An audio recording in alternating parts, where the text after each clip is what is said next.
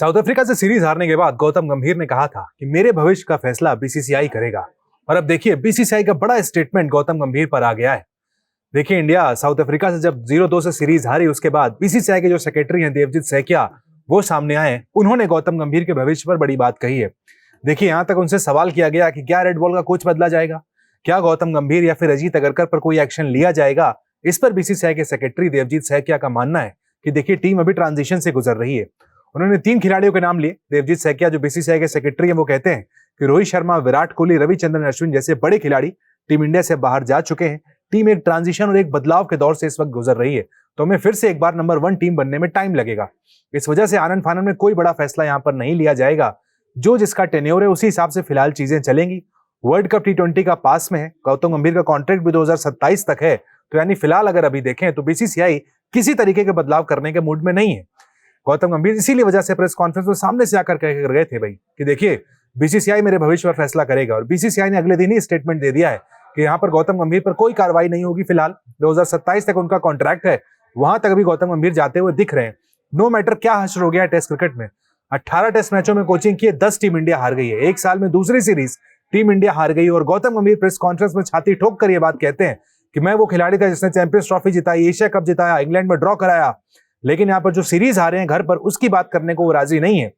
उनका कहना है कि भाई हर कोई जिम्मेदार है, मैं उस लाइन में सबसे आगे खड़ा जरूर नजर आता हूं, लेकिन सिर्फ मैं जिम्मेदार नहीं हूं, हर कोई जिम्मेदार है, पूरी टीम जिम्मेदार है। बीसीसीआई पर इसी वजह से उन्होंने कहा था कि बीसीसीआई फैसला करेगा। बीसीसीआई को भी जल्दबाजी थी भाई अपनी क्लैरिटी देने की। बीसीसीआई भी जानता था कि तमाम तरीके की बातें उठेंगी। इसी वजह से बीसीसीआई सामने से आकर ये बात कहता है कि देखिए फिलहाल अभी आनन फानल में कोई यहाँ पर जल्दबाजी में आकर फैसले नहीं लिए जाने वाले हैं। गौतम गंभीर की नौकरी फिलहाल अभी सुरक्षित है। 2027 तक कॉन्ट्रैक्ट है। फिलहाल अभी बीसीसीआई वहीं तक देख रहा है। सारा उनका कहना फोकस अभी T20 वर्ल्ड कप पर जो फरवरी-मार्च में खेला जाएगा, जिसका शेड्यूल अनाउंस हो चुका है। 7 फरवरी से T20 वर्ल्ड कप शुरू होगा। डिफेंडिंग चैंपियन के तौर पर टीम इंडिया वहां पर उतरेगी। यानी सारा फोकस बता दिया गया कि T20 वर्ल्ड कप है। फिलहाल अभी टेस्ट क्रिकेट तो है नहीं, इसलिए कोई कार्रवाई नहीं की जाएगी। टेस्ट क्रिकेट की बात करें तो अगला जो टेस्ट मैच खेला जाना है वो भारतीय टीम श्रीलंका के दौरे पर जाएगी जुलाई में। यानी लगभग 7 महीने का 8 महीने का वक्त है अभी अगले टेस्ट मैच में। तब तक हम फिर से एक बार वनडे T20 IPL के मोड में आ जाएंगे। जो खामियां हैं वो खामियां छुप जाएंगी, इन बातों को हम भूल जाएंगे। तो फिर से एक बार हम सेलिब्रेट करने लगेंगे T20 और वनडे की जीत को।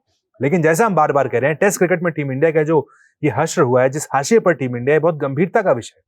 बीसीसीआई से उम्मीद ये जरूर की जा रही थी कि यहाँ पर कुछ ऐसे फैसले लिए जाएंगे, क्योंकि देखिए जब जब भारतीय टीम घर में सीरीज हारी है बड़े फैसले हुए हैं।